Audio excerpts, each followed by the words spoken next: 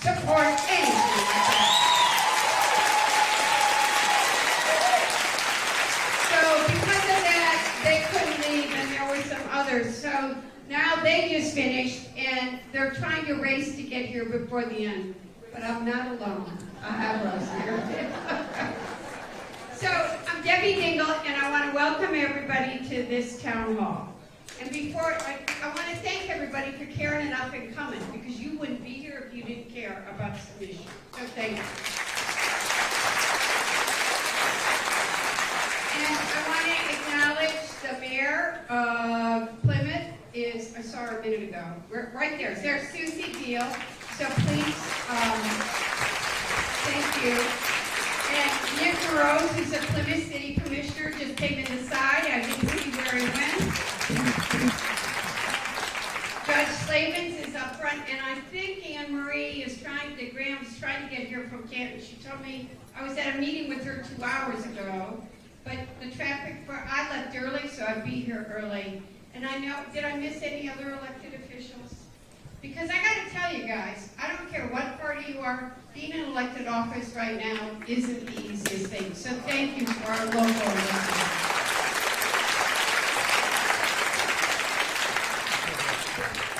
I'm going to just start with a few brief remarks because I'd rather answer your question. Then Rosemary will speak, and we will both be here to answer any questions you have. As you know, I have always been around, have done town hall meetings regularly, and have been doing them much more often since January 20th. Because people don't care. You've got questions about issues that are happening. I know some of you are worried about what's going to happen. I talk to you. You know that. I'm up at 6 in the morning. Well, I'm up at 4, but I'm on the phone by 6 a.m. I'm going to midnight every night, and people are scared. They're worried. They don't know what's going to happen. You've got a lot of questions. And I have not hit. I'm out there. I have been holding regular town halls. I want to know what the issues are that you care about, and I will work across the aisle with my Republican colleagues if it's going to be good for the people I represent.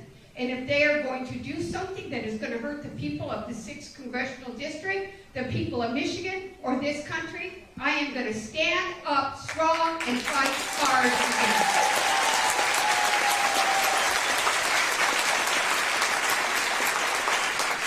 And, you know, there's like so many issues to talk about.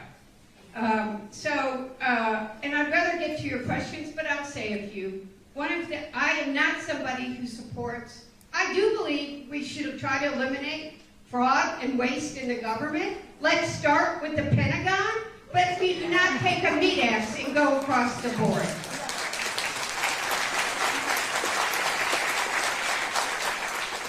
And, I was, on Valentine's Day, I was at the Veterans, both. I go to the VAs regularly, as most of you know. The John Diggle, for an obvious reason, is one I am in and out of. And the Ann Arbor VA is in my district. And I always go on Valentine's Day. And when I was there on Valentine's Day, it's when the first firings had happened. And people were scared. They were worried, not about themselves, though I'm going to tell you honestly, morale is very low at both VAs now. But they're worried about patient care for our veterans.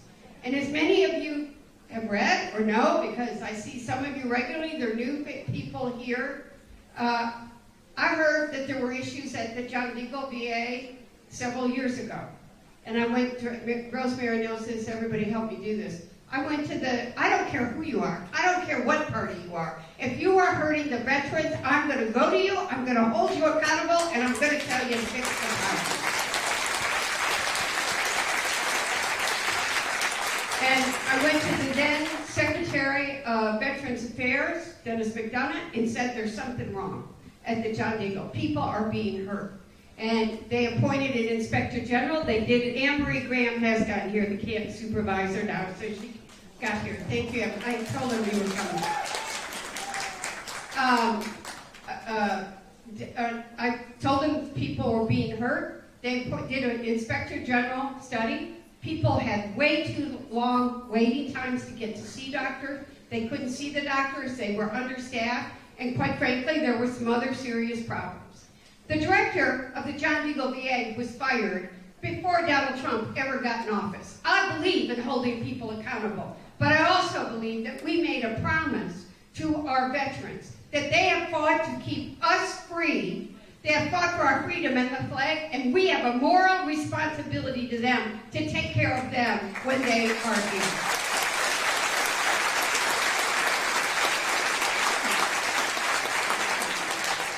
At the Ann Arbor VA, they're doing critical research on burn pits. You know, none of us are old, but some of us are seasoned. They're Vietnam veterans. The mayor of Wyandotte, Joe Peterson, was a wonderful friend. Had Agent Orange, died of Agent Orange. He never got the benefit of the PACT Act. We need to take care of those Vietnam vets that were exposed to Agent Orange, to the Iraq and Afghanistan veterans that were exposed to burn pits and other chemicals. We have a responsibility, and the PACT Act keeps that obligation to the veterans, and we cannot not fund it or keep that promise we made to the veterans 2 years ago.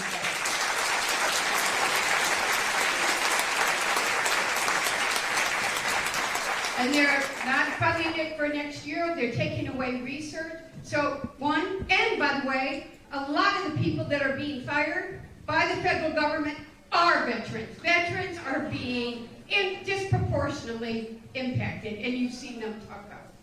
But we've seen 2 weeks ago, I did a roundtable with all the different government agencies in Southeast Michigan that have they're not being laid off, they're being fired. But probationary. I mean, was probation?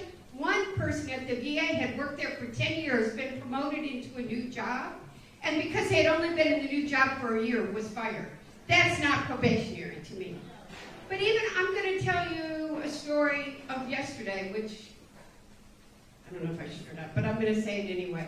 There was an exercise here in Michigan. It's still going on.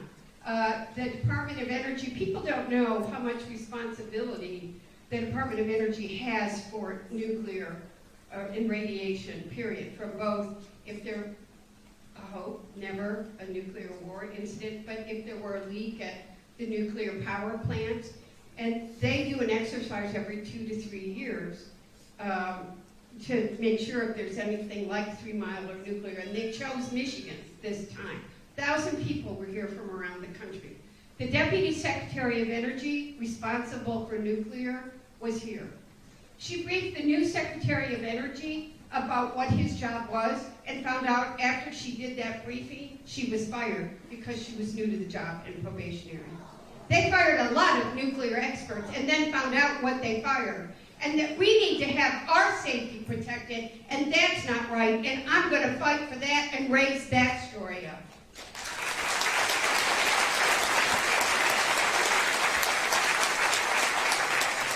I've already talked too long, but I'm going to say one other thing.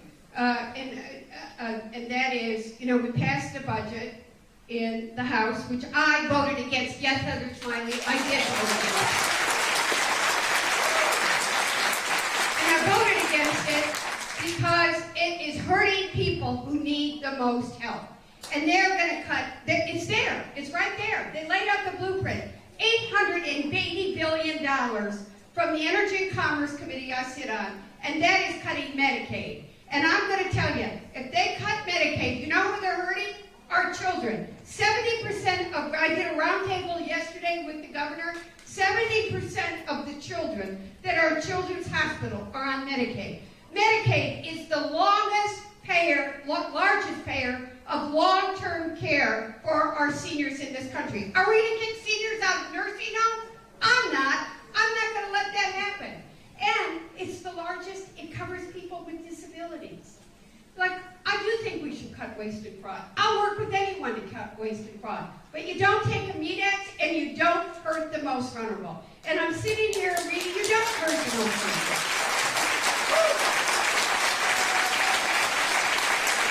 And today I'm reading this Rosemary Wheelie, she sped here. She did not. the legislature's in. But today he announced, I'm trying to read exactly what he announced because we hear he's eliminating the Department of Education. He's going to dismantle it. He's going to downsize it. I have not. He just did it right before this town hall. You know what? We need to make sure our kids are okay. They're 25% of our population and 100% of our people. And again, people don't know what the Department of Education funds. From making sure that our school teachers, for those school districts that need to have more help, for IDEA, which is to make sure that people that have disabilities or learning problems are able to get educated in the public school system. That's something we should be doing. Pell Grants. And I'll say one more thing, and then I'm giving it to Rosemary. I'm talking way too long. But we can disagree. We can have civil disagreements about many things, and we may have those today. But freedom of speech is one of the most fundamental principles of this country.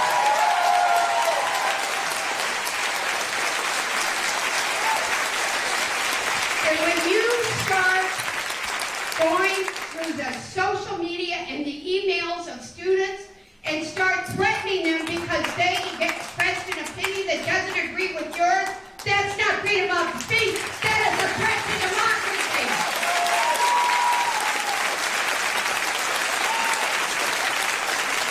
And all of us need to stand up and be heard and make our voices heard.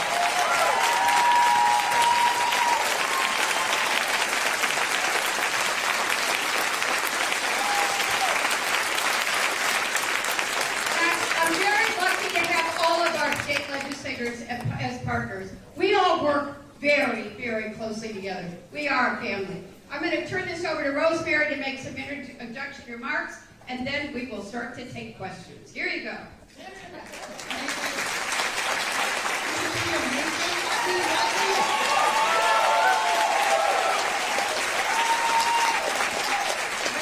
cannot get over the fact that I get to work with people like this all the time. It's incredible. But in this time, what we're going through right now, we have to have all parts of the team working together to get through this, to get healthy, to stay healthy, to take care of our kids, to take care of our parents, take care of our veterans. There's so many things that are at risk right now. I work, many of you know, I work in the budget a lot for the state. And I will tell you, we are in hearing after hearing after hearing what happens if this happens. So today, a huge part of the day today was about Medicaid.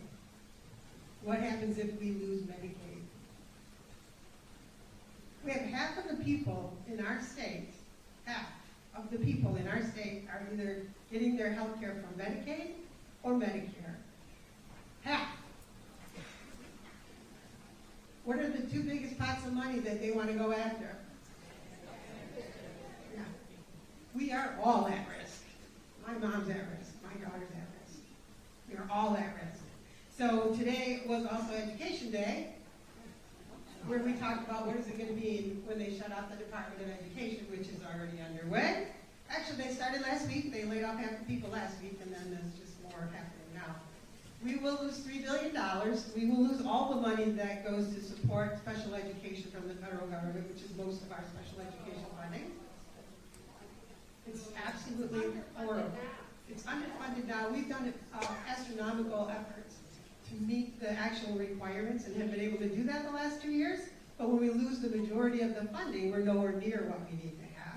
We also lose Title I funding, which is what pays for extra resources for people who are at high risk of not graduating, of not being successful in their education.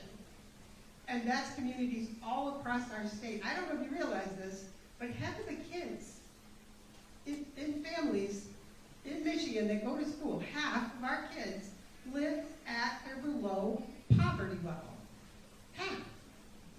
All those kids are at risk of not getting through a quality education to where they can be successful in their lives. We must have those supports. This has to be part of our education system. We can't afford to not have that. So those are just two of the things that we are feeling right now in education. So between the Department of Health and Human Services, which is so destructive to us. $3 billion in education. I personally will do everything I can to find and scrape and scrounge and replace as much of that $3 billion as we can, and we'll get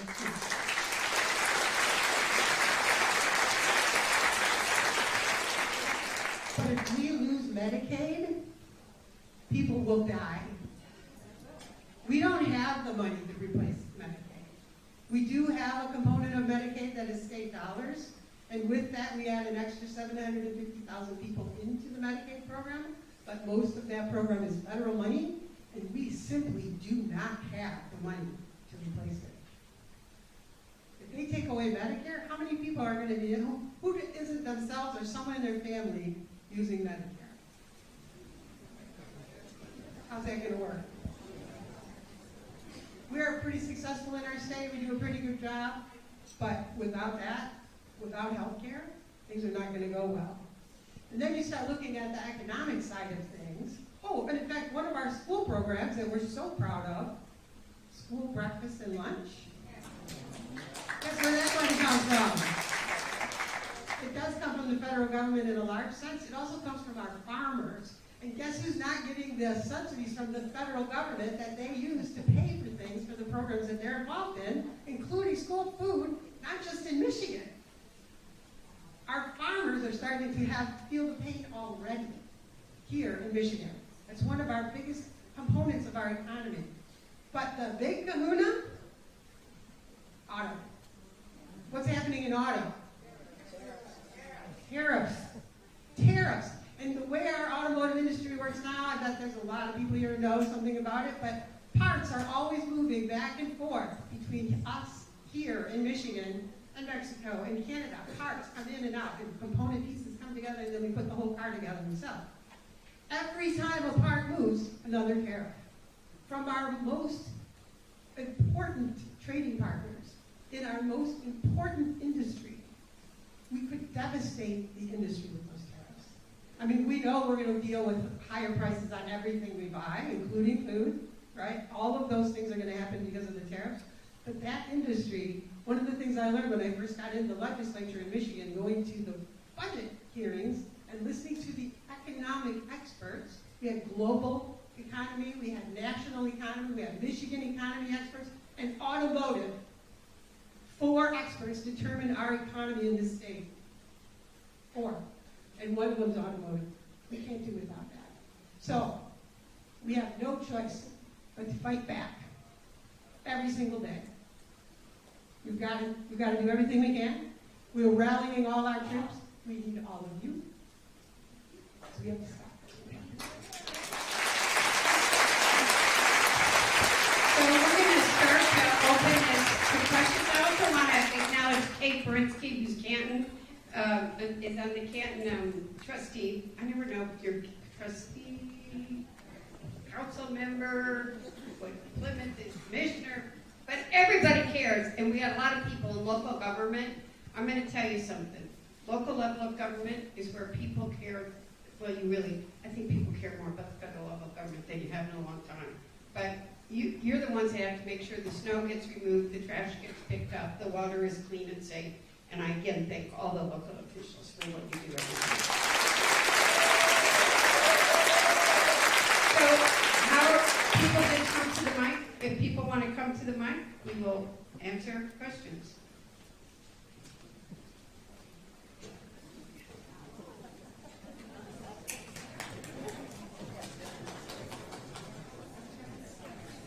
Hi, I have a question about the tariffs. Surely your Republican colleagues, as well as the administration, knows that it takes years to change manufacturing footprints, supply chains, etc. This idea that, and tens of billions of dollars have been invested based not only on NAFTA, but the renegotiated trade deal that Trump signed. So my question to you guys is, what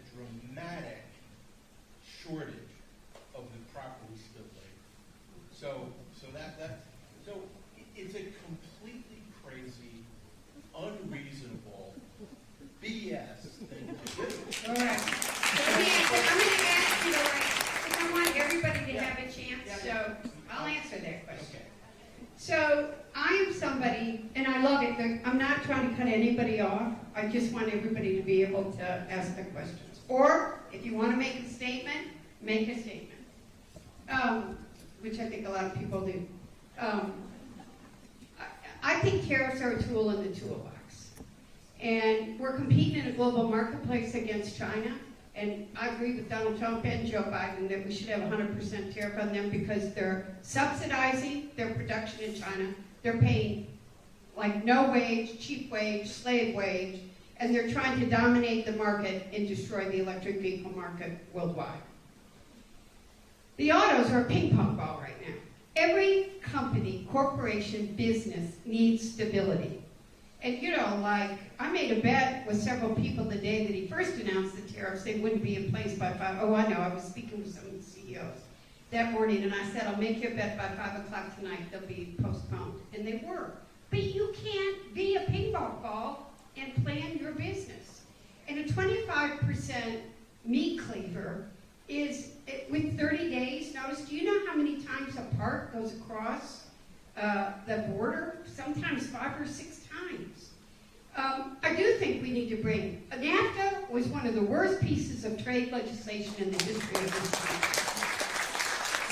And Plymouth, this area didn't have me, but I told everybody Donald Trump was going to win in 2016 because people were tired of a bad trade policy that had shipped jobs overseas. And by the way, we need to, besides bringing manufacturing back, we don't have the steel production we need, we don't have the aluminum production we need to bring some of those plants back. And more scary, that during COVID, we suddenly understood what it meant to send supply chains overseas when we couldn't get masks or gloves or gowns without going through China. 80 to 90% of the medicine that you take is produced in either China or India. Do you want to be dependent on those 2 countries for your pharmaceuticals? We don't. We need to bring that production back to this country. But we need a strategic, we do need to bring it back, but we need a strategic policy that gives people the time. Somebody asked me, and I asked the autos this, I talk to the autos regularly, how long would it take to build a plant here? If everything went right, when's the last time anything went right, it would be 2 to 3 years, and that's good. So I'm not opposed to tariffs. I think they're a tool in the toolbox, but we need a trade policy. And by the way, we need to renegotiate USMCA, which is the trade bill to replace NAFTA, because China should not be able to build a plant in Mexico and then market it as North American product. It's not. It's a Chinese product.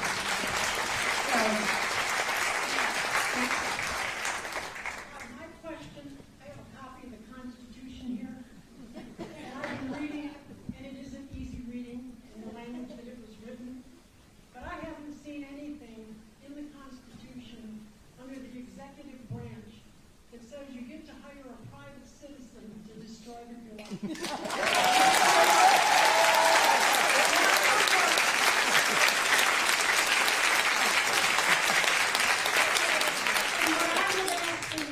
Representative Dingell, because you're one of the smartest ones we have there, and God bless you for being ours. I am yours.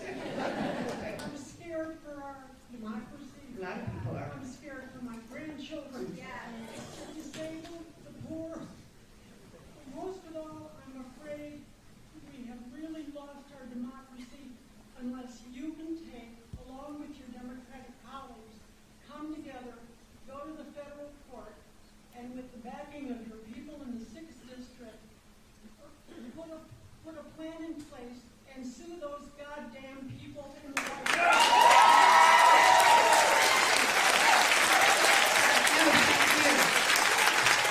So, what was just expressed is something that many, many people are worried about. And we are, first of all, I want to, look, we just need 3 votes in the House of Representatives. It may now be 4 for a little while because unfortunately I lost 2 of my colleagues last week. But they say he's not a formal federal government employee. He has not signed a financial disclosure. He's like I'm better than Verizon. I'm going to take the Starlink contract for, you're like destroying all these contracts, saying terminate, terminate, terminate. Oh yeah, but give me the Starlink contract for the FAA. Give me the Starlink. He's trying to like get Starlink into the White House and have that as a source.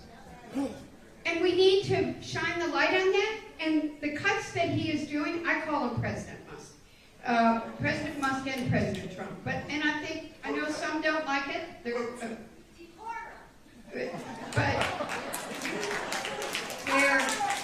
I want to say to you, we got to do this together. So we're doing the courts. We've got a litigation task force. By the way, we have not lost anything in the courts. We have not won or have had judges not fined because someone doesn't have standing. And like Congress does not have standing to do a lot of the lawsuits. You've got to find someone that is being harmed by the action. And a lot of people are worried about what happens if he doesn't listen to the courts. Well, we, the people, have a responsibility to make sure that everybody understands. We have a government that was founded on 3 branches of government. It is a system of checks and balances, and we've seen it happen in other countries. When people try to roll the Constitution, the people have to fight back. Yes, our collective voices are not going to let that happen. And there's lots of, what are we going to do? But I want you all to, I know a lot of people don't know about the Supreme Court. There's one judge I have no trust in, but I won't name the one. But Judge Roberts this week actually made a public statement about impeaching judges to find out now. And we all have to back them up. We all have to have their back. That's why it's great to see so many people here. We can't do it by ourselves. It is a collective voice. Rosemary. I want to speak for our amazing Attorney General for a moment.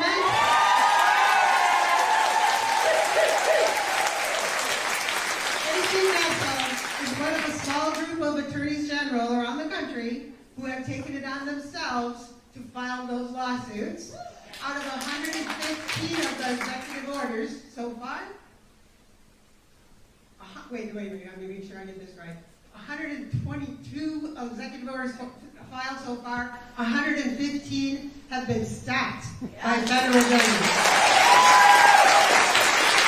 So all of those now require the litigation process and all that stuff, but their job, the federal judges can stop an initiative. And so that's why you're starting to see people getting hired back, or at least they'll try to find them and maybe they can come back. But it's those attorneys general that are standing in, and so everybody's got their role in this. And this rule of law thing that our country was, and that the Constitution was built on, and our country was built on, we must hold to the rule of law. We must not let that man do whatever he wants, even though the judges are. He tries to impeach judges because he doesn't like the no's that he's getting. No, it doesn't work that way. And even Justice Roberts spoke up to that, so we're on our way.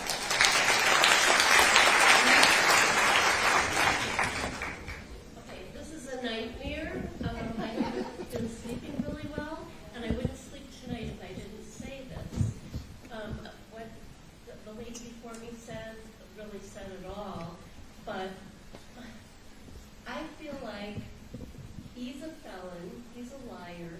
We know all the things that he is, and yet we have so many smart people in our country. Are there conversations about what we would do if he does go against, the law? Is there going to be someone for us to follow? Because we will follow. So I think yes, there are conversations. I may not go into them at length in this room. That's good. And they're really smart. Jamie Raskin, do you all know?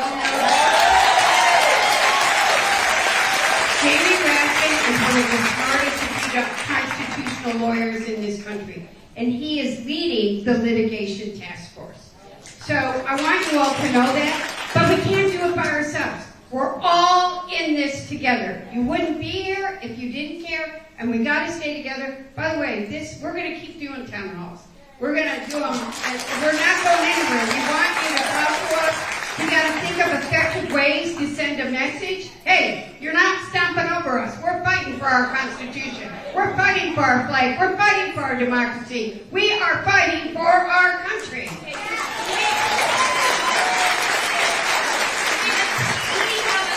a camera here tonight because they need to know we're fighting. The camera is Fox. Actually, Fox 2. Who actually, they're here.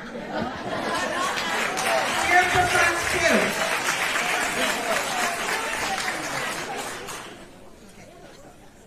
Hi, I appreciate all the passion and the enthusiasm on stage and in the room, but there still is a reason why so many Americans, so many Democrats feel like their party is silent, right? I mean, Trump, I can't even say his name, but MAGA and the guy in the White House, they are following Viktor Orban's playbook. If you've read, Project 25. well, Timothy Schneider wrote about it, Tyranny of the Minority. There are books out there that map out exactly what these guys are doing. There's also, in the books I've mentioned, there's a roadmap on how to fight dictatorship, how to stop fascism in its tracks. I love all the events you're doing, Debbie. I do, and everybody else. But they need to be connected with everybody else. They have to have a strategic message. And if history has taught us anything, you need to be vocal, visible, and viral. I mean, I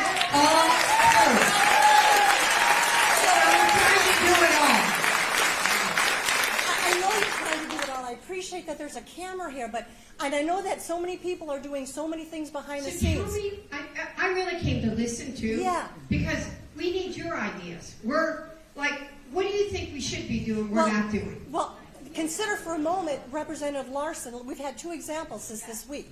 Larson, in that committee meeting, he made a very forceful, passionate, and actually professional argument about not cutting off the phones at Social Security. Correct. It went viral. I saw it on my news feeds, I saw it on my phone, and all of a sudden the Washington Post has an article, and by the end of the day, MAGA and the team backed off.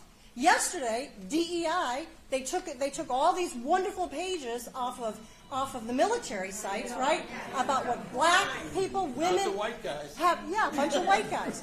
And everybody was going crazy over Jackie Robertson. He's an American hero. They took his 4 pages down. Everybody made a stink, they're back up. We need more of those moments. I agree.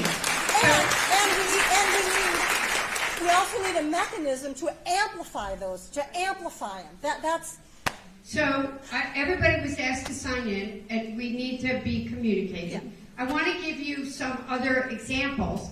So the first weekend, DEI, that he went and froze everything and fired everybody. And I want to tell you, I met that weekend, the very first weekend, with a scientist from NIH who was doing a drug cancer study. And she was fired because the protocol for her trial said make sure the participants in the studies reflect the population, including the African American community. And the phrase, including the African American community, got her fired. That's the kind of stuff that's happening. We know. But we got very organized when they started when they cut and froze all federal grants. So, I mean, they were cutting Head Start, they were cutting senior centers, they were cutting SNAP. That was everybody. We raised it, we got it out there viral, they felt the pressure within 36 hours, and allegedly, which they haven't, they started some grants back out there, but there are other grants that are not. I can give you other examples where we have raised our voices. We need you to help us. Yes. We've got to. So how many of you are on social media? Okay. So when we send, we need to make sure. We'll send you everything we think you should be making viral. Help us start spreading the word. I mean, that's what we got to do. All of us have to do it. There's a rally. We've had a lot of very good rallies. Well, a lot of them, the one I did with the VA for the 2 veterans hospitals got more media than anything had. And they are feeling the pressure on the VA, and we cannot let up on making sure we protect our veterans. So we did that. We're doing a Social Security. I was telling someone that's here from Social Security. We're doing a Social Security rally next Friday. And anybody, he says with the, we're not going to cut Social Security. Bullshit. And you close 1,000 offices, fire 7,000 people, and then are telling seniors that they got to go in person, and you can't get an appointment now. They're already understaffed. We have to lift the voices. We need, one of the things that I've been trying to do is to lift the human stories, to have people, but not put a target on somebody's back, which is also very hard right now because they're vindictive. They go after people. So we have to do that. And then there's a rally this Saturday downtown, which is both a speak up against, and we're going to do it with our Canadian neighbors and tell our Canadian neighbors how much we love them. And someone was passing that out. We'll make sure, Alexa, I want that posted on my website tonight, so my Twitter. You got there's Anne Marie. Anne Marie, I went to my Rotary 2 weeks ago, and my Rotary president said, I'm so mad about what they're doing to Canada. We need a rally downtown Detroit that has Canada saying, we love you, Canada. And Anne Marie working with people to get, is the person that organized it here? Thank you. But we're doing it Saturday in downtown Detroit. So thank you. We need to make sure. Hart Plaza, right? Hart Plaza. What time? 1 to 4. 1 o'clock, Hart Plaza. Be there. Make your voices heard. So we got to do those kinds of things and get them voted. Like, we have a big group down there. What's it going to say about how we love you, Canada? Why are you screwing them? So that's, I can give you, but we need everybody here to help lift the human stories. The human stories. People don't understand how people are really being impacted. And then we need to help get more viral moments. John Larson's my buddy, And let's boycott X. Boycott X. I didn't hear what we're boycotting, because I'm boycotting a lot of people right now. Twitter. I agree. Hello. Okay. Hi, my name is Elisa Gefter. I'm with the American Cancer Society, and I believe I spoke with your assistant in D.C. last year. And I know you were in support of increased funding for cancer research and for the MCED, which is the multi-cancer early detection screening. I just wanted to kind of share my story and see if we still have your support with that. I can tell you right now you still have my support, but let everybody hear your story. Yeah, so, and I believe I've been emailing back and forth with you as well, so I kind of know where you're at, but I just wanted to bring it up. So for me, I'm pretty young. Both of my parents have suffered with cancer. One did sadly pass away 4 years ago, and one is a survivor. And if it wasn't for cancer funding and research and all this insurance support that we've had, who knows what would have happened as a result and how long. Just all these people who have cancer and are also able to share their stories every time we advocate. So I just wanted to bring up that issue. And then the MCED, just so people know, is a screening to detect multiple cancers through a blood test, I believe. And it is not FDA covered yet, so it is very expensive. And we're trying to get support to see if we can get it FDA approved. That way everyone can get it and can get screened and catch it early.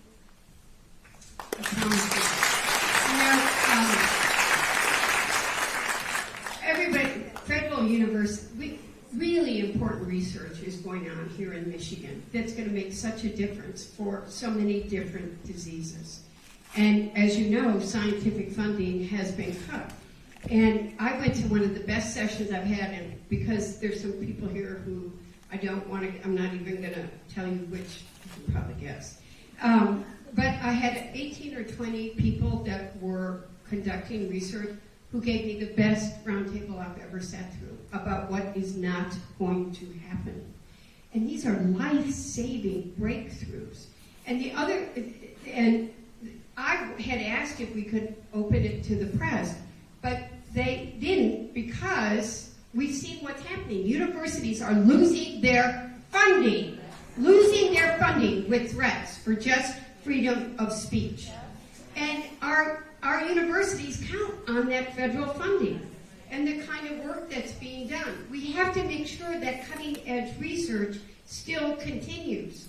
And it's really important. What I find most scary out of it is that young people don't want to be a political ping pong ball.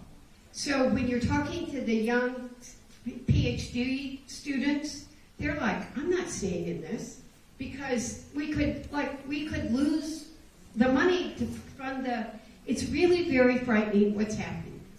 This is one of the areas that I'm very passionate about. We're trying to raise the story without getting any institution in trouble, but we have, as you were talking about, how do we make this viral? We have some people that are going to really tell the stories, and I need all of you to help tell your story. Raise your human. That's part of what we need to do, is to tell your story. Heather Smiley, how are you?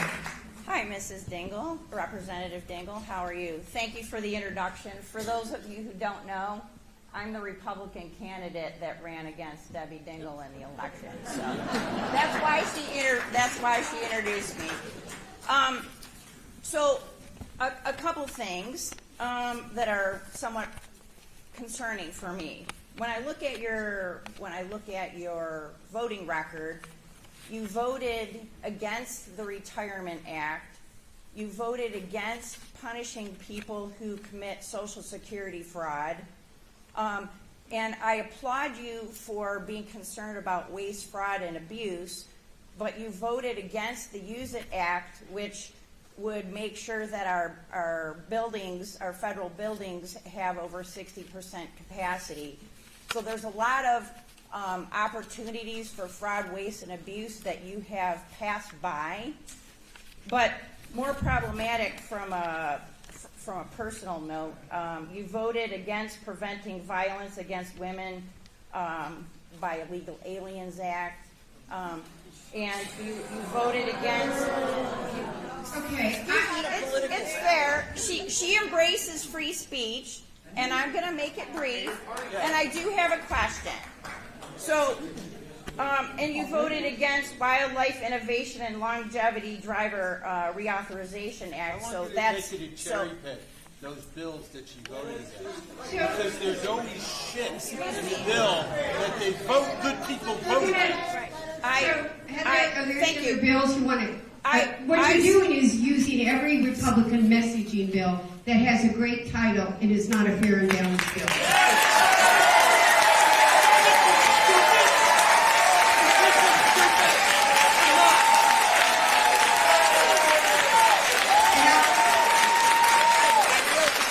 Almost every bill that you are naming has, most of those bills, it's already in law. That if you're accused of Social Security fraud, you can be and will be deported. But there's no due process. All those bills. You're mistaken. I'm sorry, but no, I'm not. I actually know the law. Can I have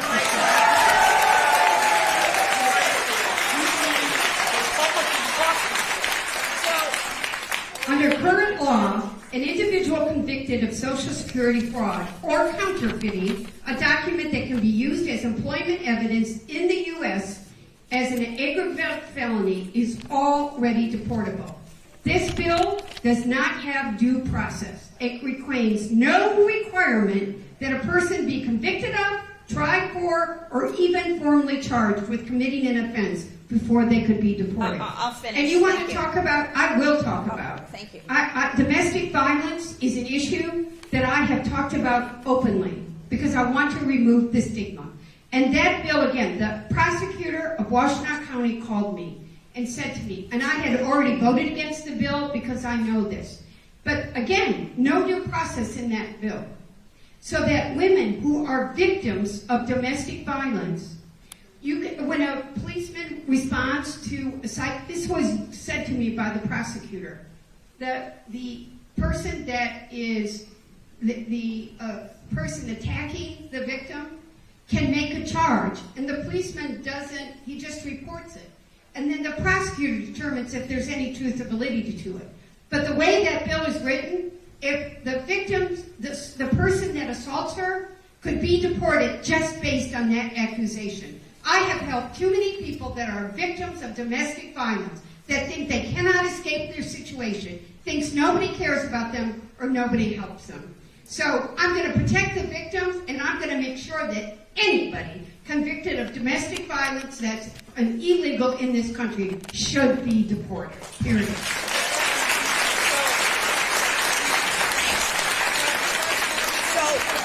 I want to wrap it up because there's other people waiting, but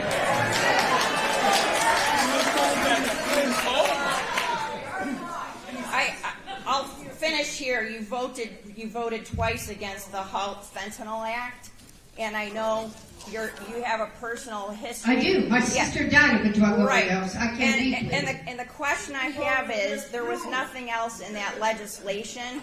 It was just to halt fentanyl and make the way that the drug was classified. And add it to the Schedule 1 as a Schedule 1 drug, and you voted twice no against that. Because the FDA recommended against it. And again, it is, as usual, a Republican misleading message.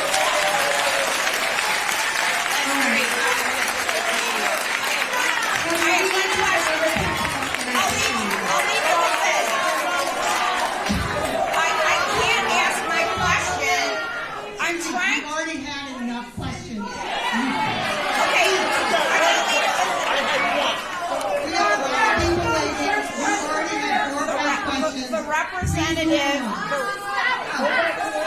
I'm sorry.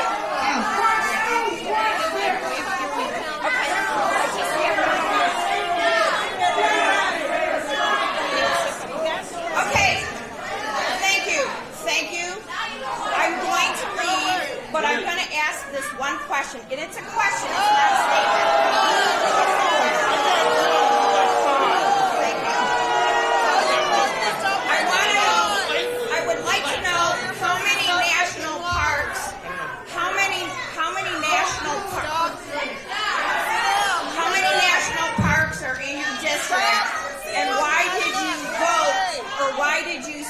Legislation that pays for free sunscreen that we all have to pay for.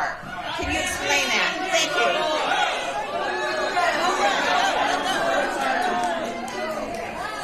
Next question. Thank you. Thank you, Heather. And I always, she comes to every town hall, and she always asks a question, and I'll let her ask it.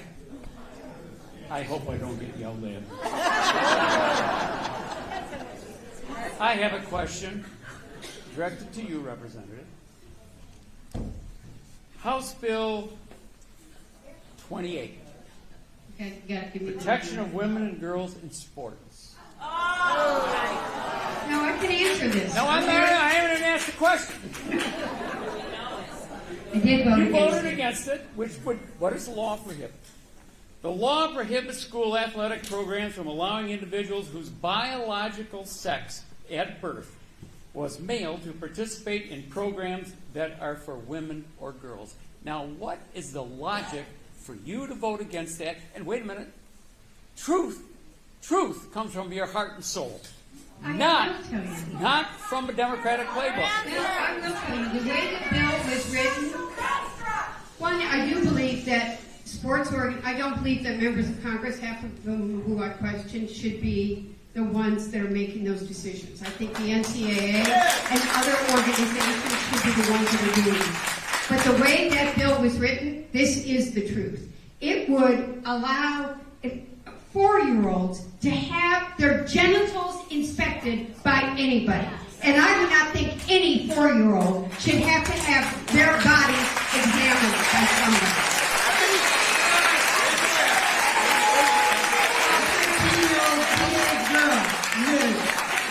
Okay, the most important one is Lake and Riley.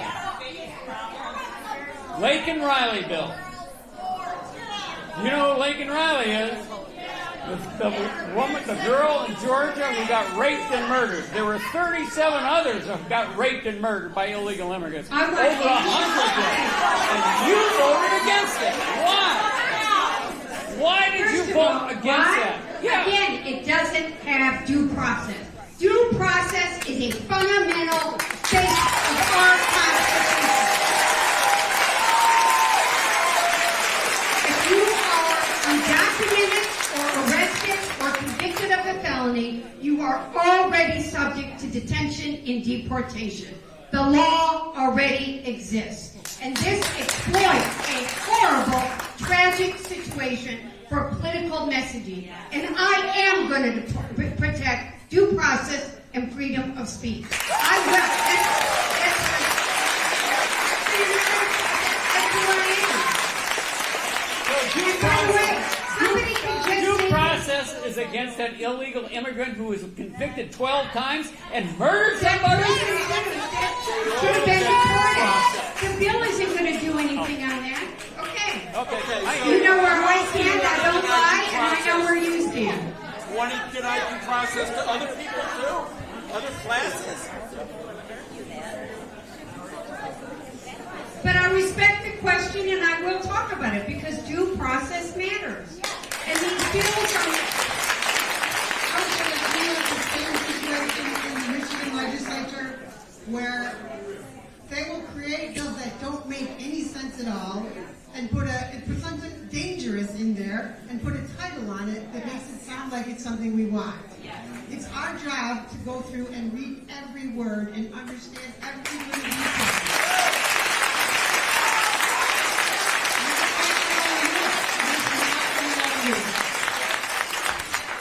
Okay. Hi, everyone. Hi.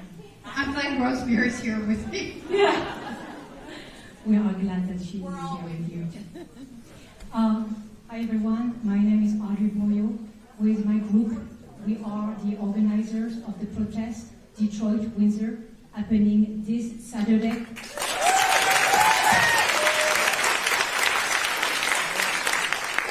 Please join us. It's going to be big. We are expecting 1,000 to 2,000 people. I know. Let's make it more than 1,000 or 2,000. Let's get 10,000 here. So it's going to take place at Art Plaza in Detroit, and in Canada, if you happen to be on the other side, it's going to be under the Great Canadian Flag. It's at, yeah, I know. Elbows up. So it's going to be at 1 p.m. It's going to last about 2 hours. I'm going to ask Debbie here to join us, if you will, if you are available. We would love to have you. We're going to have many speeches. We're going to provide documentation for educating people, for education, for explanation. Some people don't have the time to listen to the news, to understand, to make sense of this big mess that is happening. So we will provide documentation and we will have little groups of debate, of understanding together. That's for my teacher side. Turning a little bit over here. So our Canadian friends are going to wave at us and we will wave at them.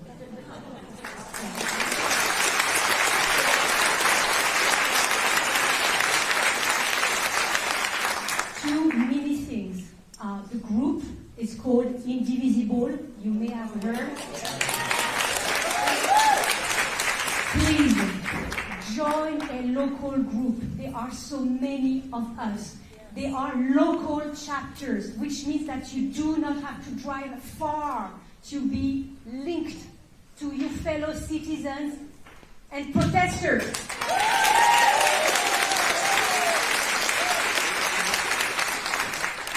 The local group we are with is called We the People Dissent. And you can find us on the internet at the address wethepeopledissent.com. And also on the Indivisible website. Please join the group. It's very helpful. I'm going to say a very last thing because I know many folks want to talk. Everybody in line. Yep. They are trying to destroy everything we believe in, we are, and that is helpful to organize our lives.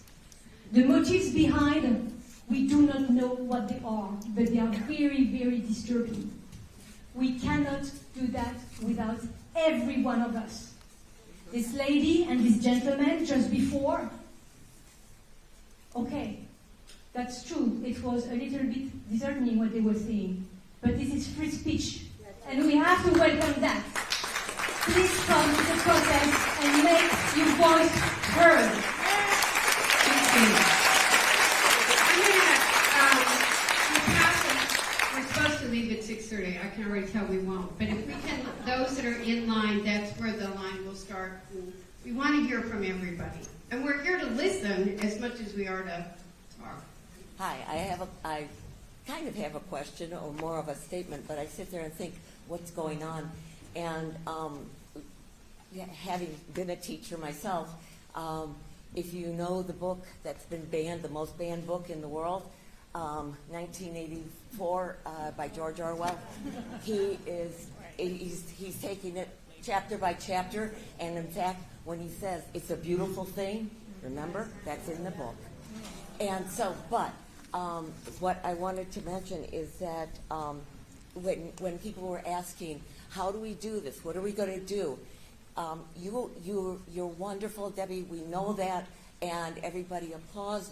You are one person, one of 10 people out of 435 representatives who voted against that bill.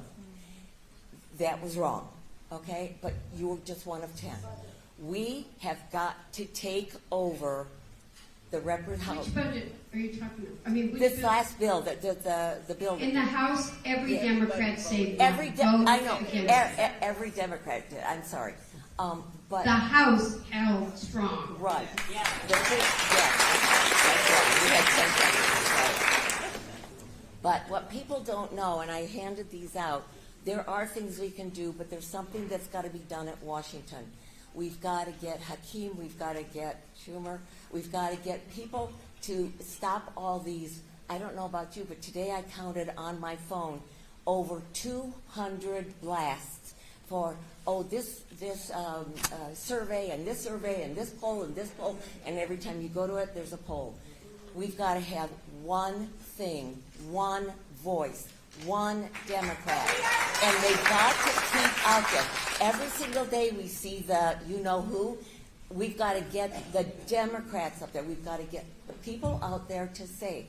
And so midterms, November 3rd, 2026, every single House of Representatives is up for election. We can't wait that long. Wait. Stop.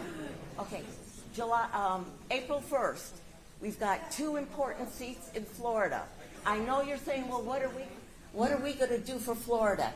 You get on the phone and you contact. You don't have to get on the phone. You get on Jay Valamont and Josh Wheel's websites. Join their phone banking. I'm on their phone banking. Get on their phone banking. Donate. Dig deep, folks. Dig deep, because if we don't get this now, we're gone. And then we've also got Blake in New York. They're saying it's going to come up in July.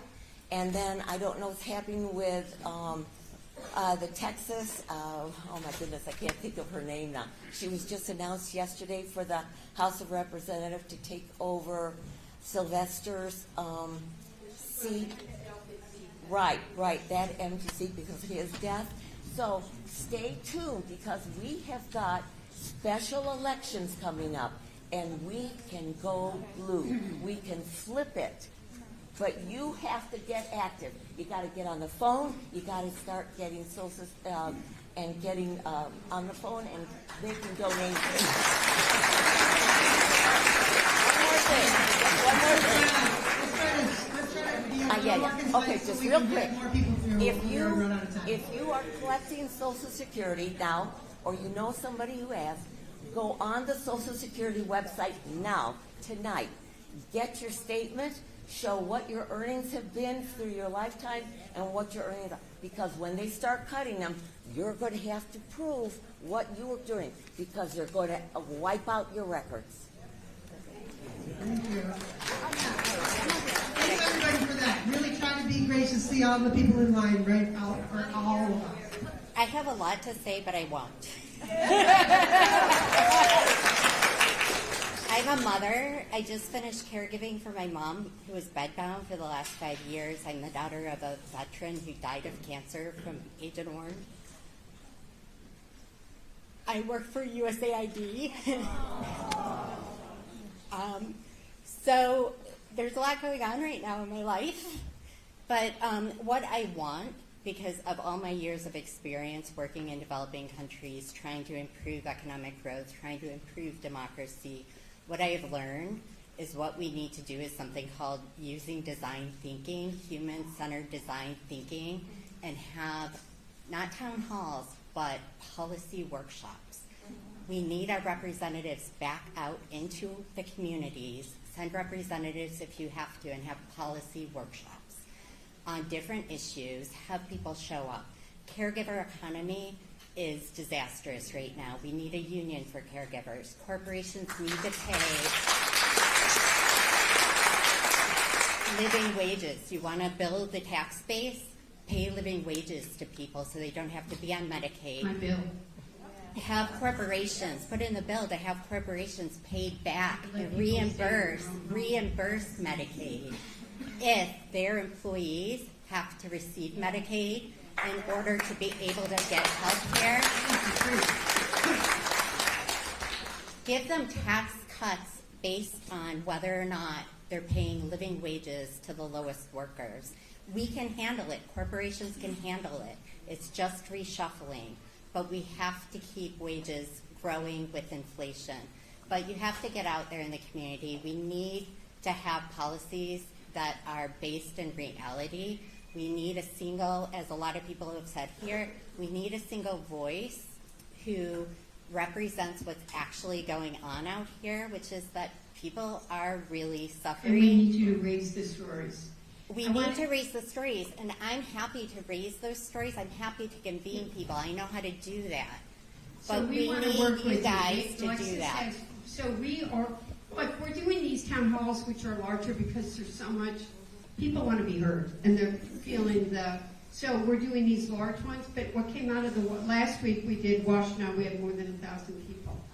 And coming out of that is the need for smaller, what you're talking about.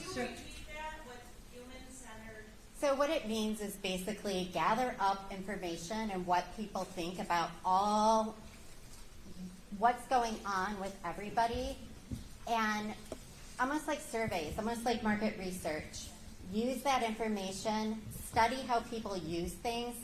So corporations, innovation, they do this to figure out how are you using the cell phone and how can we make it better for you. Let's do that for policy. How can we make a policy better that impacts people in the way that it should? And So, Jenny, I really want to get to everybody, I do so too. I'm not So trying just- to cut anybody off. And can I just say one quick thing? Instead of an office of shipbuilding at the White House, can we have an office of innovation?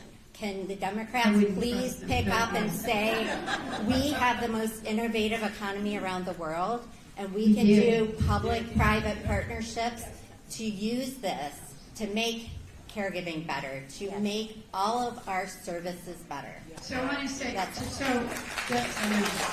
you're actually, Rosemary and I are two of she's the advocate in the state legislature, and I am it's the Better Home, Better Care bill that I have to let people stay in their own home and to pay caregivers a decent wage. Many people, if you say caregiver, know that caregivers don't have any benefits. So so we're going to start doing more meetings in different communities on subjects too. So we'd love to have you help on the caregiving. We're going to do both. We're trying to do it. I'm trying to be everywhere, and I'm not. That's why we need everybody, because we got to do this right. We got to spread the word, and we're going to do smaller meetings and keep being accessible at town halls like this. Thank you.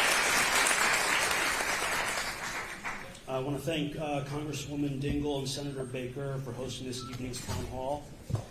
Despite my disagreement with some of the previous questions, I appreciate you allowing them to express their First Amendment rights.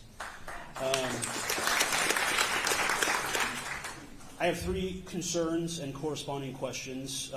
My primary concern is that our country seems to be in a constitutional crisis. So my first question would be, do you, Congresswoman Dingell, believe that our country is experiencing a constitutional crisis? If not, why not? And if so, what can be done by both our elected officials and we the people to mitigate this crisis? I think our Constitution is under threat.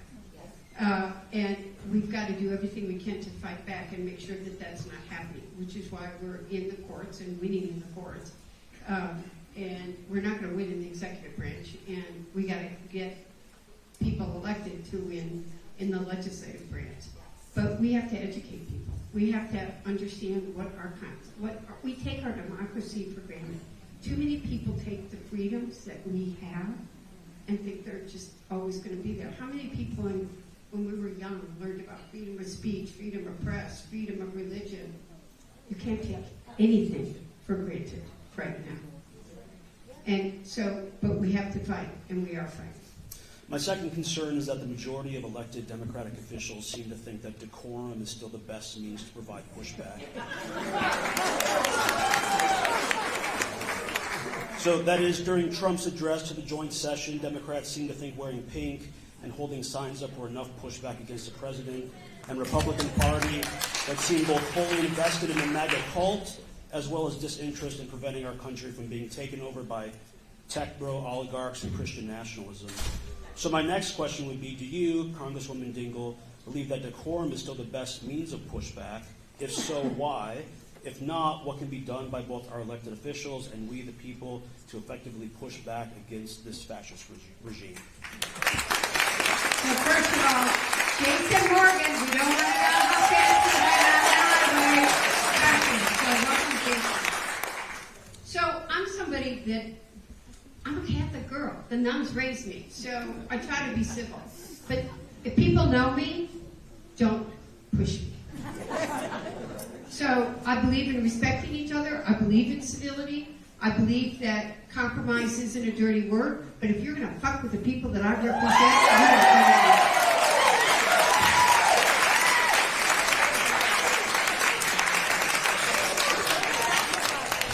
You go, girl. My final concern is that our institutions no longer seem to be able to save us. Overall, Congress seems inept, and Trump's fascist regime has already disobeyed a lawful court order. As such, the power seems now to only rest with us, the people. And yet, how are we, the people, supposed to mobilize en masse when, due to late-stage capitalism, we're too busy worrying about paying our bills and feeding our families. We're too busy worrying about losing our jobs, our health care, our homes, if we were to immobilize en masse for an extended period of time. So again, my final question would be, what suggestions would you make for we, the people, to demonstrate our displeasure with and non-toleration for the fascist, authoritarian government that is trying to destroy our Constitution and country?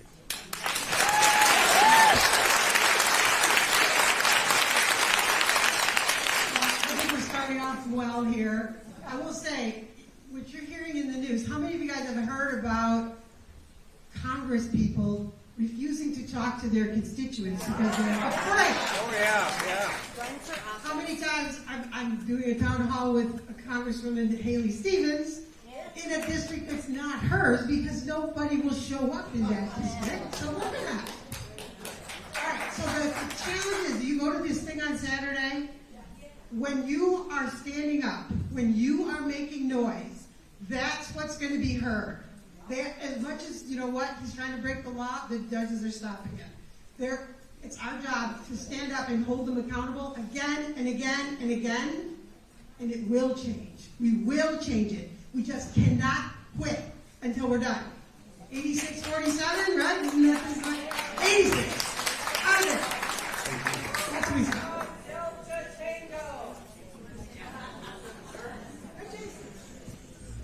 Hello, everyone. My name is Jason Morgan, and I'm a state rep for House District 23. I raced here as fast as I could, safely and legally, mostly legally, from Lansing. We were held in session with a lot of politics today in Lansing. I won't get into all of that, but I do want to just speak to the gentleman's question, which I think is a really important one. I think for too long in this country, many of our institutions have not been working for everyone. Many of our institutions haven't been helping people pay the bills. They haven't been making our communities as strong as they could be. And people have been struggling. There are changes that need to be made in this country, and a whole lot of them, but not the type of chaos and instability that's being created right now at the national level, and what our House Republicans are trying to bring to the state level here as well. They're bringing that chaos. They're trying to make massive cuts to the state budget. Fortunately, we do have great senators who are holding the line, and we're doing what we can in the House. But we have a majority in the state House in Michigan that is trying to bring all of that chaos to Michigan. They put up a bill just earlier today calling for the abolishment of the Department of Education. Well, I guess supporting it now because it's being abolished by the Trump administration. They are bringing that chaos here in a way that doesn't need to be here. We are better than that here in our state. We don't have to subscribe to all of that chaos. We don't deserve that. Our people don't deserve that. And so I won't go on too long here, but just to say, I think that's absolutely right. I'm really excited to be here hearing from all of you and being with you all on the most frustrating days in Lansing. The thing that keeps me going is being with our community here at home and hearing from folks who either agree or disagree with us, but are at least talking to us and communicating and are showing up because they care a lot about our community. That is what keeps us going on the most frustrating days in government, and I'm really happy to be with you all tonight.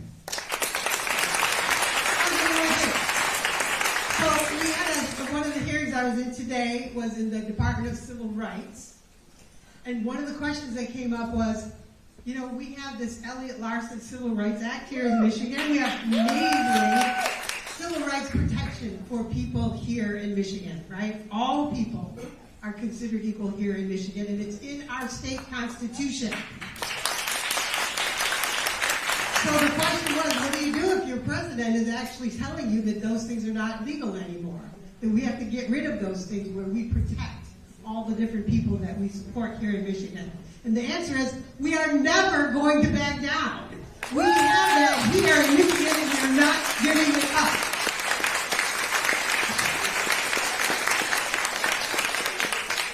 Hi, so I am a U.S. citizen. I'm sorry I don't sound like one, but I am a U.S. citizen. And I'm proud to be a U.S. citizen, and I voted Democrat, and I'll vote Democrat again. A lot of people didn't. A lot of people didn't. We don't come to these by how you vote. Okay, no, but a lot of people didn't vote Democrat. So we have a platform with the Democrat Party that has various bits to it, and somehow a lot of middle ground people in our electorate didn't like that platform, and they didn't vote for us. And I don't think it was just because of the lies they have on Fox News. You know, I don't think it was just. I don't think we can just rely on the Republicans to screw everything up, and then they won't vote for them next time. I don't think we can do it that way. This might be a little controversial to ask you this, but what parts of the Democrat platform are you prepared to modify so that we win in 2026 and 2028? Because if you go back there with the same platform, I'm really scared that we're going to lose again. I am someone, for the record, who said Donald Trump would win in 2016, and because and let's welcome Ron Cheever, the minority leader of the state legislature. We didn't want to know how either of them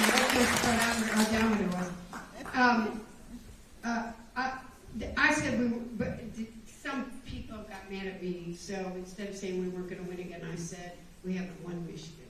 I go into the union halls. I go into veterans halls. I go into schools. I go to farmer markets. I go with all of these guys. You've got to go where the people are. You've got to listen. God gave us 2 ears and 1 mouth for a reason. To understand what the issues are that people want us to fight for. That's why I said trade was a job that Democrats did a terrible job on in 2016. And while people are really concerned, I've said this on CNN, I got yelled at, by other Democrats. I said, People don't want to pay increased costs from tariffs, but they're glad to see somebody fighting for them to bring jobs back home. We need to understand that. So I know what I'm fighting for. I'm fighting for the economy, jobs, bringing manufacturing back to this country, healthcare. I believe healthcare is a right for every American, and that when you're sick, you should be able to go to the doctor and afford your medicine. And by the way, global climate is real. So there are many issues. I don't know if you guys want to talk at the, my chief is just getting settled. If you want to add anything to that? We are going to try to, we really do want to get through everybody, so we all said we weren't going to. I think to your point, I think the big thing is we have to be focused on solutions. We have to be focused on the issues that people care about. I hear more than anything else that we need to be focused on reducing costs for families. We need to be focused on making sure kids have a good quality of education, and we kind of get rid of all the BS politics around it. We just have to be focused on the basics of what people need to be safe and secure in their communities and have a good education and have decent paying jobs with decent benefits. And I know that sounds like all the blanket generic statements, but those are the foundations of what people want to see. And too much of our politics has become about these political footballs back and forth, that don't really the fundamental things impacting people's lives. If you look at the last election, the issues that were talked about the most in the media were not the issues that everyday families were dealing with. And I think that's something that all elected officials need to do a better job on. I will admit, Debbie Dingell does better than anybody I've ever seen, and I think was spot on that entire campaign in terms of how she was talking about the issues. But so many of our elected officials, and I think that's actually why you see us up here. We're all representing you, and I think we do understand a lot of our community in a pretty strong way. But we always have to keep doing better. And too many throughout our state and our country who are elected to office, it's too easy to lose track of what's the most important to people that you're serving. And I think that's what we've got to be focused on. We've got to do a better job on that. Given the recent passing of the spending bill this week, will you call for the resignation of Chuck Schumer as the Senate Minority Leader, please? I already said on national television, Face the Nation, I wasn't happy with what he did. But this is what I'm going to say. Medicaid is up next week when we come back. And Democrats right now, we got to stop circular firing squad. Hakeem has had a very tough conversation with him, and he better damn well be on the same page as we are. And Democrats need to be united in fighting Medicaid cuts, protecting Medicare, protecting Social Security. And I lobbied, I'll be blunt, I called Gary Peters. I lobbied that office really hard too. And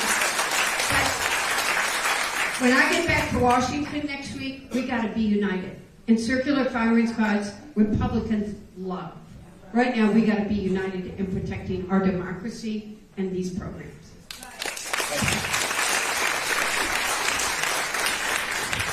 Stephen Modell, American Public Health Association Action Board. Thank you, Representatives Dingell and esteemed panel. And thank you also for mentioning the President Trump executive orders. One of the acts to suffer from day one was the Inflation Reduction Act. It had spending freezes that were imposed, which stymied me because I don't think the idea of controlling inflation is such a bad idea, in my opinion. But in Michigan, we also have collateral damage. For example, the act would have allocated $60 billion for the manufacture of batteries and solar panels, $1 billion for a clean school and transit buses, and it would have reinstated the Superfund tax so that companies, instead of the public, would be responsible for the cleanup. So my question is there any way to unfreeze a bill like this or to have a workaround for an executive order of this kind? It's being challenged in the courts. And that's, right now, litigation is the best tool that we have. But we're also making a lot of noise. I mean, I'm going to talk about electric vehicles. Some of you are, and the last one, yes, those are. See you guys. any of them went getting here. But they cared enough that they got in their cars and they sped here because they're fighting.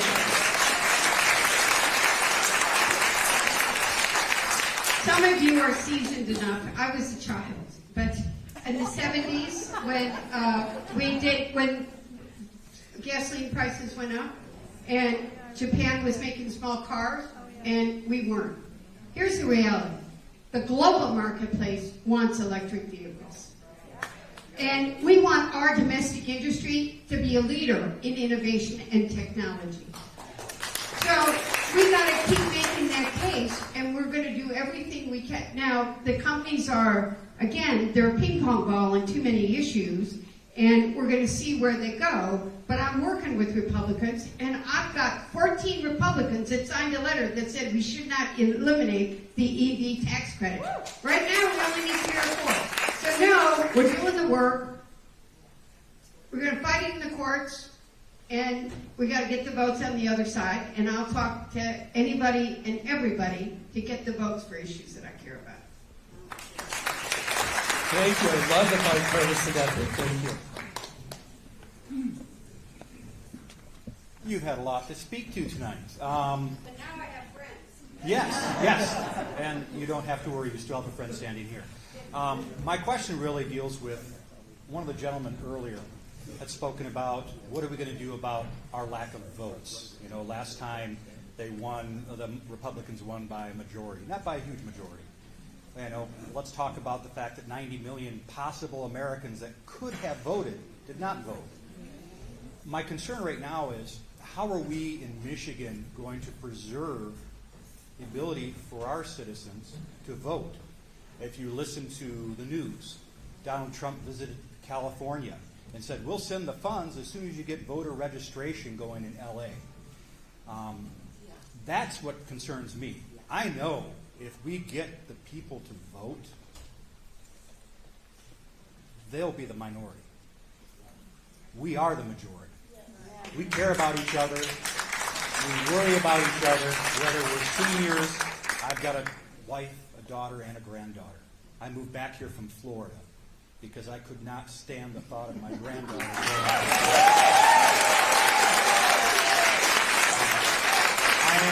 I am a naturalized citizen. At the age of 5, I moved here from Germany. You'll never hear it in my voice. But that's been my biggest concern as I watch worldwide. We're seeing a lot of groups that are the majority. Their voices are getting stifled. Their votes are getting shut off or cut off. And that's where I'm concerned, because I know the majority stands with what we're talking about tonight. But how are we here in Michigan going to ensure that we preserve that American citizen's right to vote by mail, in person, and have the ability to do this? Okay. So Michigan is an amazing place. We have amazing people who voted it into our Constitution. We had that Voting Rights Act. So many people, I know there's a lot of people listening that worked on this. We have strong protections in Michigan for voting rights, and we're not going to let go of that. We're living by our Constitution. We're not going to let go. We are going to protect. We need you all to make sure that we need to be there again. All right? Well, it's important that we maintain strength in your legislature.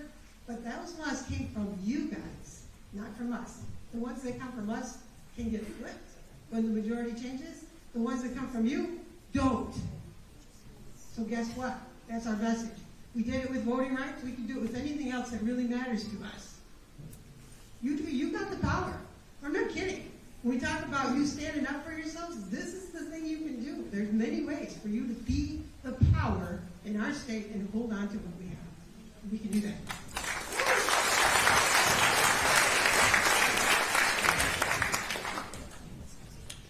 Hello, let's see if it works. Yep. Oh, got to get it higher. And thank you for doing this. Basically, I'm just coming here about a micro question dealing with very small businesses. One of the ways I supplement my Social Security is running an online small business. I know a lot of people who also do this. The core thing that supports most of us is the United States Post Office. As a result, when you went into Ypsilanti and shook them up because they're doing bad service, I went on the Community Advisory Board to make sure it got implemented. So I know a lot about the post office. And this whole question of public versus private, it's heavily privatized now, and that may be part of the problem, okay? But my basic question is, when do I shut down selling online? We already are having problems, and we all know about problems at the post office. I mean, a number of us, first-class mail has been dropped. And so, you know, it could take 16 days, I had one check that took 57 days to arrive. That doesn't get improved by randomly firing 10,000 people and providing incentives to basically your most skilled employees to leave and retire. So my question is pretty much, how quickly does this get done? I mean, we saw the head person in the entire country on the autism issue get fired in 24 hours. So am I looking at 4 weeks out, which means I shut down 2 weeks from now? Or do I look at the fact that it may be coming down quicker than that, and I need to shut down earlier? I, by the way, prepared for this. When Trump got elected, I changed my business plan. But I've got friends who voted for Trump who are dumping stock right now at flea markets and stuff, because it suddenly dawned on them that it's not going to work the way they think of it. So do you have any idea on timing on this mess? Okay, I'll take the post unless you want to say anything. We're going to fight it. Yeah. You know, and actually, I'm going to tell, this is a true story, which nobody here is going to want to believe. But when the Ypsilanti, Jason remembers this, when Ypsilanti was having bad service, it was Mark Meadows, when the Postmaster General told me to take a flying leap, said, if you don't do this town hall with her and address this issue, I'm coming out and doing a hearing in Ypsilanti, Michigan. So you got to find your friends. We got to protect small businesses. Small businesses have lots of Republican friends. Yeah, that's why I'm talking about it. And that's why we got to make sure that we're talking to everybody. And the post office is a lifeline for many people. It's where how they get their medicine. It's how the small business, and it's much cheaper than some of the others. So I promise you, everybody up here is going to fight to protect. There's also a whole series of rallies on Sunday that the union is holding that would be really good for those of us who are small businesses and not necessarily union members to attend, because this is a bigger issue than just who's in the job and how that's run. And I would say, finally, there's two things that the Democratic Party could do. One is, prior to this, I lived 25 years in rural Wisconsin. And I would say the Democrats need to start looking at where their support is there, but helping those people basically organize on a wide range of issues. And you have to start with issues. You don't talk about politics. You basically talk about issues in education. The other is, inherent in this whole process is a load of contradictions. And we can talk about solutions, we can talk about ideology, but the fact is that there's a whole lot of contradictions. We're pushing school choice, we're pushing medical stuff, we're removing all the ways of telling what's good and what's bad. The people who basically deal with medical problems, medical mistakes in hospitals were all fired this morning, or on the schedule to be fired. There's a battle starting on it. I didn't even know that was this morning. Yeah, that's a contradiction, because in a free market structure, you need to have a means of understanding that. I worked in this in childcare for 25 years at the grassroots level on public policy. So, I mean, look at the contradictions in what they're doing, and frankly, having been trained in a lot of efficiency processes, there's nothing wrong with this. It's really dealing with that. Thank you. Thank you for your comments. We've got 3 people, 4 people left in line, and then we're going to cut. How many people are in line?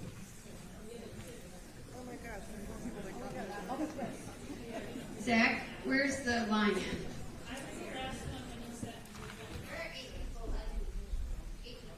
Okay, so if we could just, because Park has to close, and we want to hear everybody. Thank you. Okay, just a couple of things. Disappointed in the Democratic Party because for a long time they've been on their heels. The J6 Commission was very informative, but it came up too late. all those special prosecutors' investigations, Jack Smith, too late, all that stuff is being flushed down the toilet. A woman earlier was talking about strategizing better. Please do. I'm an independent, okay? The old Republican Party that I used to listen to no longer exists. We have 3 SCOTUSes that they lied under oath. I don't care if, okay, I don't agree with their, maybe with some of their judgments or whatever. Fine, that's the way it is. But these judges are Trump's buddies. Impeachment for them, not because of difference in policy, but because they lied under oath. Roe v. Wade, and also as far as immunity. Trump has immunity. Last thing is, in addition to the auto industry and others, our defense industry is going to get, pardon the expression, but raped. Because the EU and the EU NATO nations are going to be buying from European defense companies because of what Trump has been saying. And now he's been riding them. So put that in the toolbox. Use it. Thank you. I think we'll take 4 of you, respond to 4 of you, and take the next 4. Okay, I'll be really quick. I just wanted to say I'm thankful for all you guys are doing. I know Ranjiv has brought a lot of stuff for people with disabilities to our community. I also was able to meet with William Seabrook twice.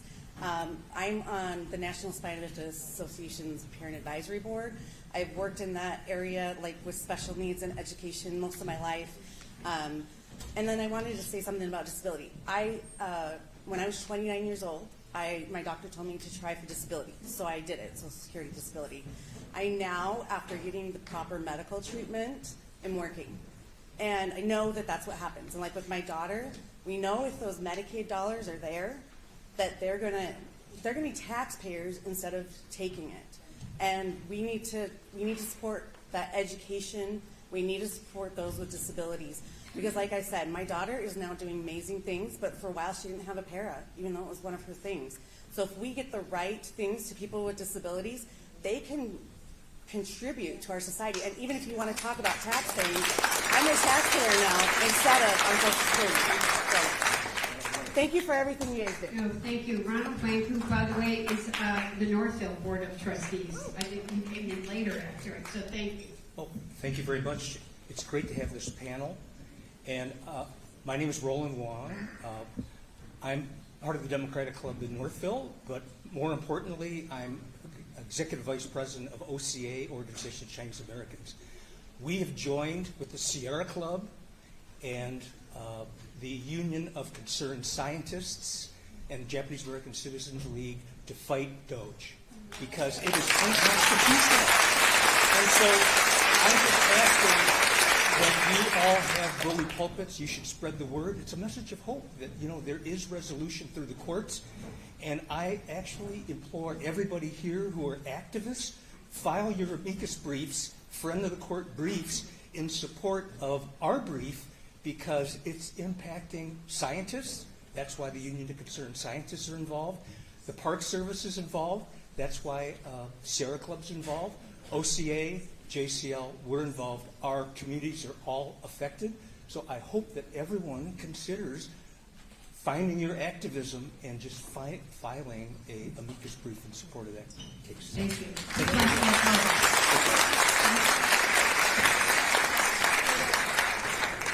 Hi, I just wanted to get this name on the record. Mahmoud Khalil. I would like to also ask if there is anything being done to raise the consequences of any enforcement affecting our civil liberties. If we could get more consequences on the law book for anyone that breaks our civil liberties. So, remember, we don't have the votes right now, but we are doing a number of things. I've signed, this is what I was really talking about at the beginning of this freedom of speech issue. And, another person was arrested yesterday from Georgetown University. So we are fighting it in the courts. There are many of us, more than 100 of us signed a letter defending him that we've sent to a lot of people. And this is one of the most fundamental things we have to speak for, is freedom of speech. And universities are really being threatened. Universities are the last place where kids go to learn, to listen to each other, can have freedom of speech and disagree with each other. So I want you to know there are many people focused on this, and I'm glad that you raised his name.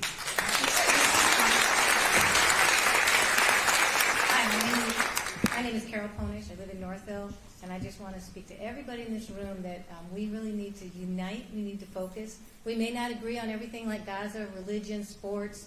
I drive a Tesla. I'm sorry. Okay, so we need to focus on what the really important things are. What Debbie just said, our children, our health care, and all that. But we need to open our minds. If we talk to a friend at book club or at church that disagrees with us on the things that aren't so important, welcome them. Just work with them, work together. But we need our leaders to unite us and direct us where to be when, not have these overlapping protests that are on the same time, that's frustrating. We need, coordination of effort. Thank you very much.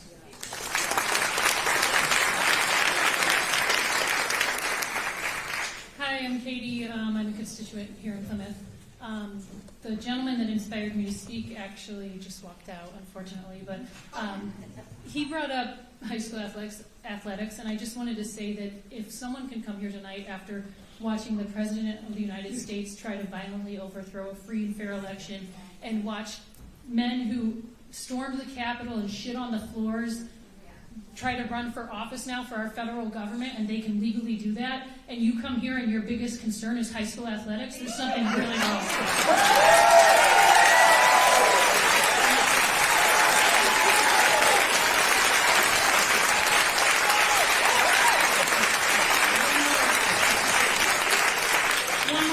I want to bring up, because I'm passionate about it, is Ukraine.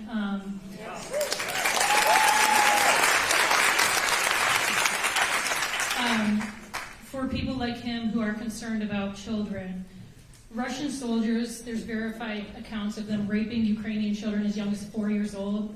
They've kidnapped tens of thousands of Ukrainian children, forcibly adopted them into Russian families. Putin is a despicable, disgusting human being. It's awful that give any credit to him. And hopefully, the people who are out here fighting for high school athletes will care about kids all over the world as much as they care about them.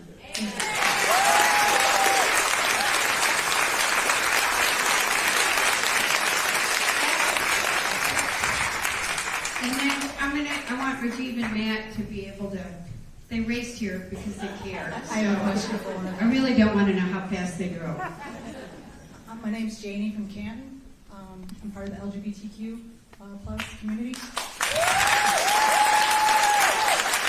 Not much said about that tonight, so I needed to come up here and say something about it. I've been with my wife since 1997. We're getting close to 30 years. We got married in Canada when it wasn't legal here. And so my question tonight is, what needs to be done to secure same-sex marriage in Michigan if overthrow is overturned? I'd love to be with her as my partner in marriage for another 50 years. Thank you.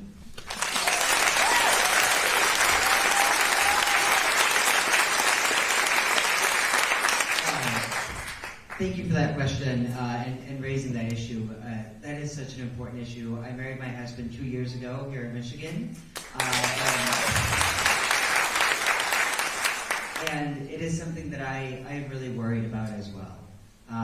We currently have a ban on same-sex marriage on the books here in Michigan. It's in our Constitution from a time when people were not as accepting as I firmly believe and know they are today here in our state.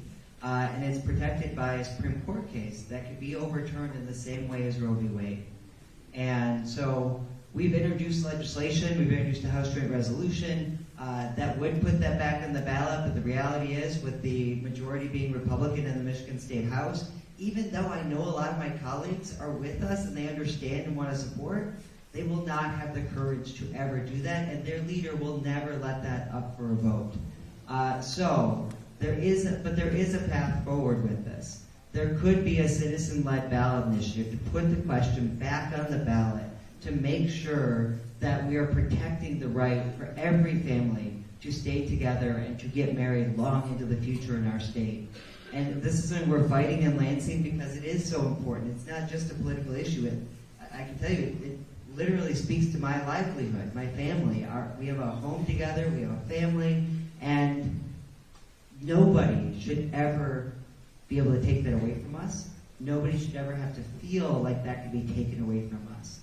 And so I do believe it's a really important issue. We are currently protected, which is really important, but we have to make sure that we are proactive to continue to make sure that that is protected.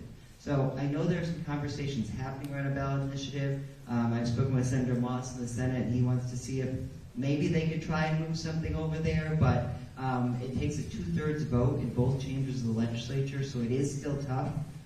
But it would need to be a ballot initiative. It would take a lot of support and money and people power to get that on the ballot and get it passed. But I think it is really important. The last thing I'll say is we have colleagues in the legislature, one colleague in particular, who's trying to ask this U.S. Supreme Court to ban our ability to get married in our state. Rep. Shriver introduced a resolution asking to overturn the ban and to make it illegal for all families to be married here in this state in our country. And we're pushing back hard on that, though. We pushed back so hard that half of the sponsors, the people who signed on to his resolution, pulled their names off because they heard so much from the people that said that they do not accept that kind of intolerance anymore. So I will just say that showing up and using your voice works. We have a lot of work to do on this issue, and I appreciate you raising it.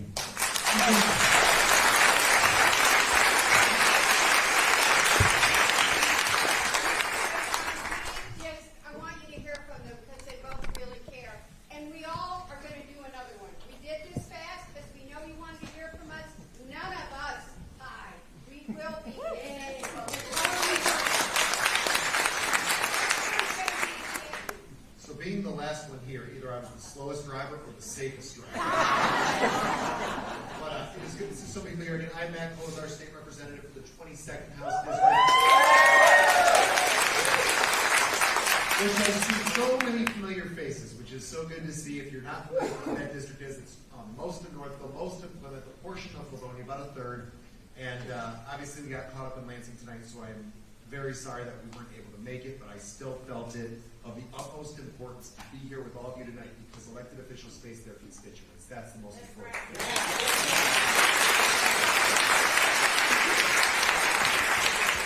Hi everyone, my name is Ranjiv Puri. I serve as the Democratic House Leader in the Michigan House. I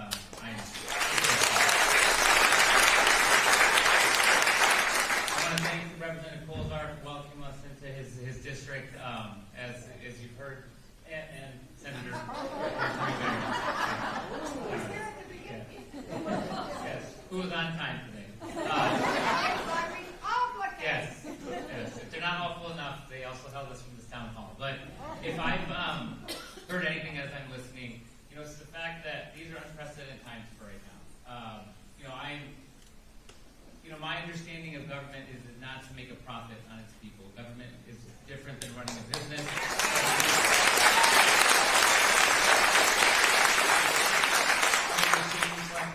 Government is there to take care of people. And what's so sad about right now is that they're coming after the most vulnerable communities. Yeah. And honestly, if you don't check just a few select boxes, you are marginalized in some way, and that they are going to come after you. And I've heard a lot of sentiment from everyone here about how we need to fight back, and I think, having the wisdom of the wonderful Congresswoman bestowed on us all the time, now is not the time to eat each other.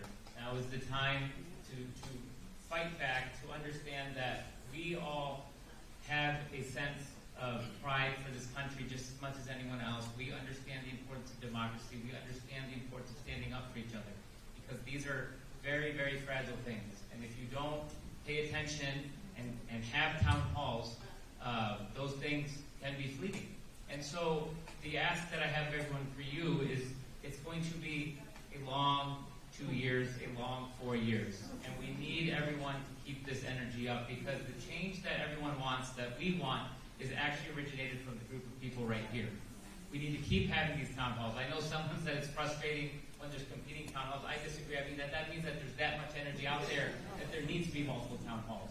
And that's what we need to keep up. We need to have town halls that meet its RSVP quotas, and I'm sorry for those that couldn't get in, but this is the energy we're going to need to bring, because we are going to do whatever we can, but it's on the accountability of the people. It's on the people to hold our elected officials accountable, to pay attention to those that are unwilling to have town halls, unwilling to hear from people, and to make sure that we hold them accountable in 2 years at the ballot box.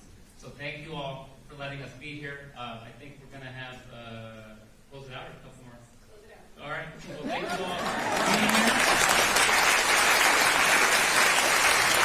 Thank you, everybody. Thank you for caring. Stay engaged. And we'll let you know when we do our next one, which will be soon. Thank you. Stay engaged. Show up. Make your voices